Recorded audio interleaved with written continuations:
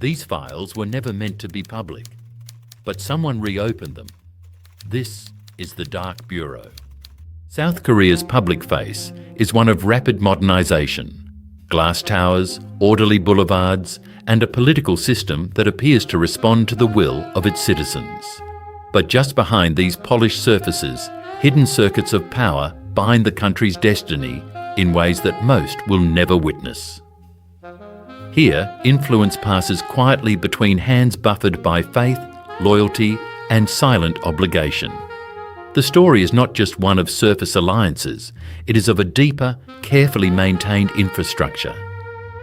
Professed salvation and spiritual deliverance serve as the banners, but it is power, property, and social leverage that undergird the real machinery.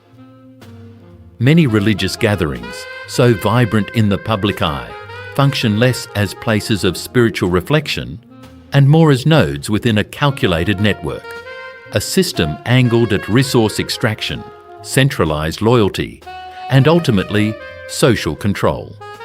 The flow of donations and volunteers is orchestrated not as a spontaneous show of faith, but as an intentional channeling of influence from the ordinary citizen to leaders at the network's core.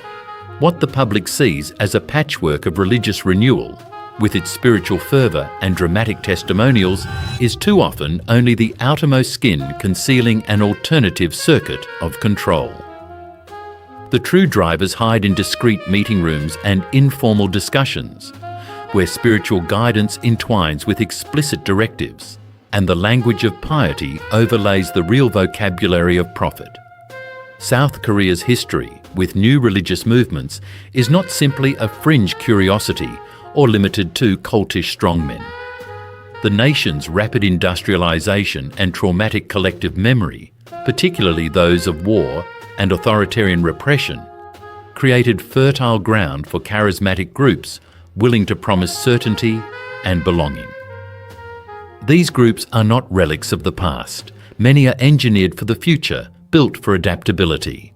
Their leadership is chosen not just for fiery speech, but for organisational acumen, business aptitude, and the capacity to forge legal ambiguity into social immunity. Each group is modular in construction. The faith is the headline, but the organisation is the algorithm, spinning off new arms as threats arise and embedding loyalists across multiple sectors. Through this chaptered exploration, we will uncover these mechanisms, how networks create echo chambers of discipline, resist law enforcement, and continually realign themselves to make regulatory action nearly impossible. Rather than focusing on lurid stories or criminal exceptions, we reveal the structure, an architecture of power, not simply its most flamboyant wielders. This case file is not about individuals lost to doctrine, but about systems that restructure entire communities. With every new regulation or audit, the system morphs, its flexibility an intentional defence, its secrecy a form of insurance. The visible faith front is just an entry point to an evolving labyrinth. Most journalists and investigators gravitate toward the spectacle of high-profile leaders, the founders with zealous followers, or the rare dramatic exposé. But what sustains these organisations is not merely the force of a single magnetising figure.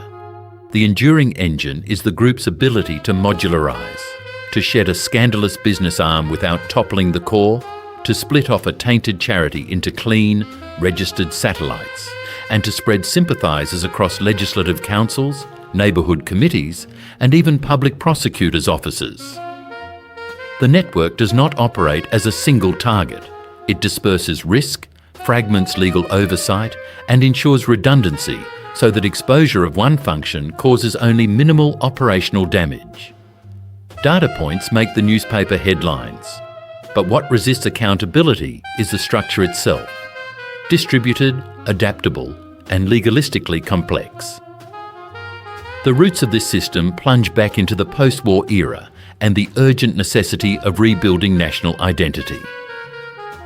Traumatic national events push many to seek not just comfort, but a new basis for moral and economic life. By the 1980s, successful groups blurred boundaries, they adopted structures reminiscent of multinational conglomerates, drawing on the models of chaebols, South Korea's sprawling family-run corporations, but wrapping their economic ambition in spiritual mandate. Many gained official legal status as religious corporations, securing broad exemptions from regulatory scrutiny and blurring the lines between faith and commerce.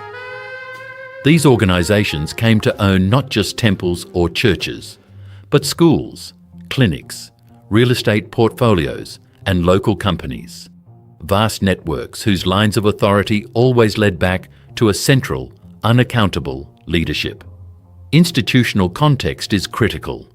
South Korean law, wary of overreaching into issues of belief and association, granted such groups types of immunity that challenge prosecution and asset transparency. As legal religious bodies, they could shift assets, taxes, and even labour force accountability out of reach. Shell companies made asset flows almost impossible to untangle. Charitable entities became fronts, not simply for good works, but for speculative real estate investments, allowing conglomerate-like expansion shielded from most forms of public audit or meaningful democratic oversight.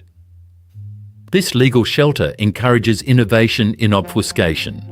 Leadership edicts filtered down in sealed meetings and confidential internal correspondence, not only cementing loyalty, but binding followers by contract to strictly enforce financial quotas and ongoing dues. Structural analysis reveals a dual-face method.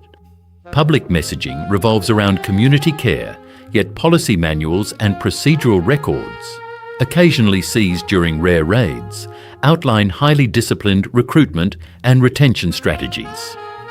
Quotas for fundraising, education, and volunteer labour are enforced with escalating social and sometimes legal penalties for non-compliance.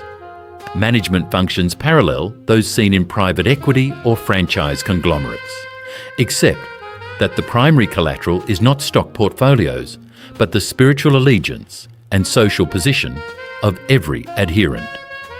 Disloyalty is punished with ostracism, humiliation, and sometimes legal action or blacklisting from associated companies and schools. The networks flex their power and retain resilience by interleaving faith, business, and politics. A pattern emerges. Auditors and investigators are typically first alerted by wild discrepancies between local income levels and the scale of donations flowing into so-called outreach arms. These donations travel through a roadmap of unlisted accounts, intentionally shrouded by layers of shell companies registered to proxies or offshore intermediaries. Internal leaks show quotas, demanded of even the most vulnerable followers, are enforced with signed contracts pledging ventures, homes, or labour time as spiritual offerings. These networks understand the calculus of risk. Central leadership is shielded from direct accountability by built-in layers of deniability and distributed control. Timeline evidence shows that state authorities began more aggressive probes during the early 1990s.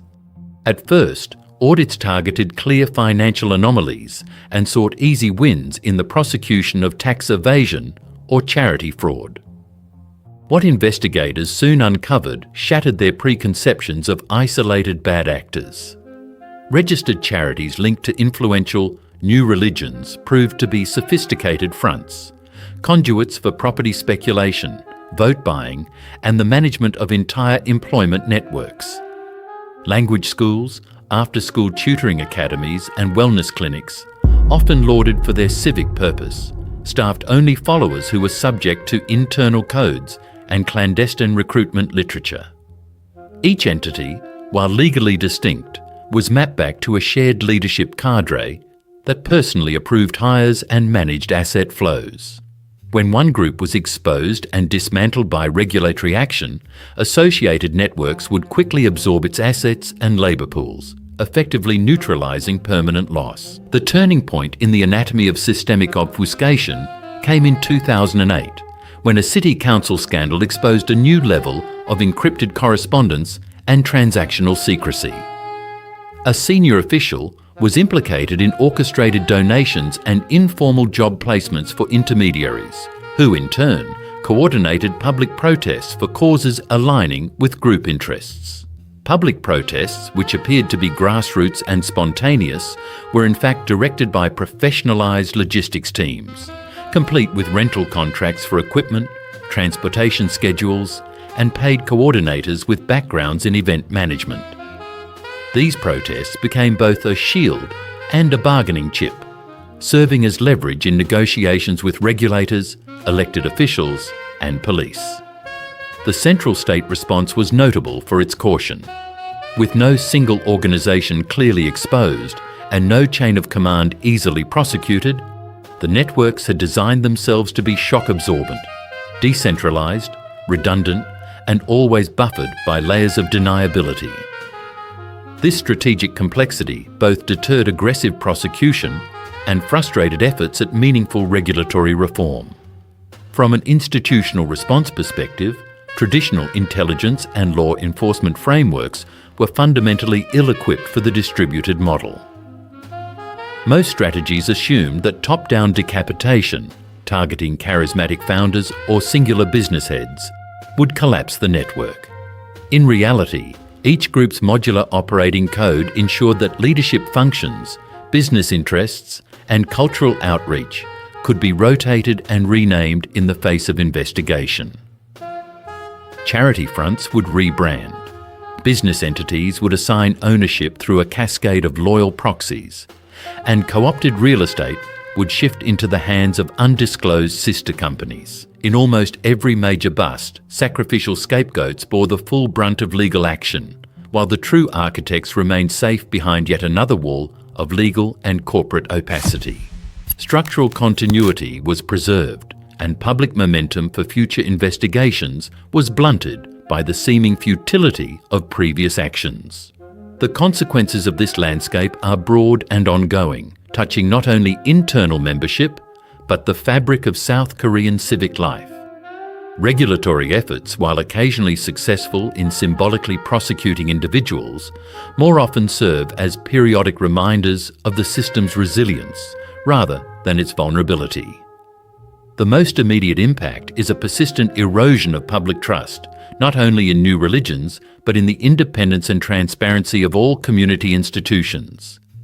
Neighbourhood after neighbourhood confronts the visible decay of public oversight, and younger generations increasingly question the integrity of every authority figure, whether political, religious, or economic.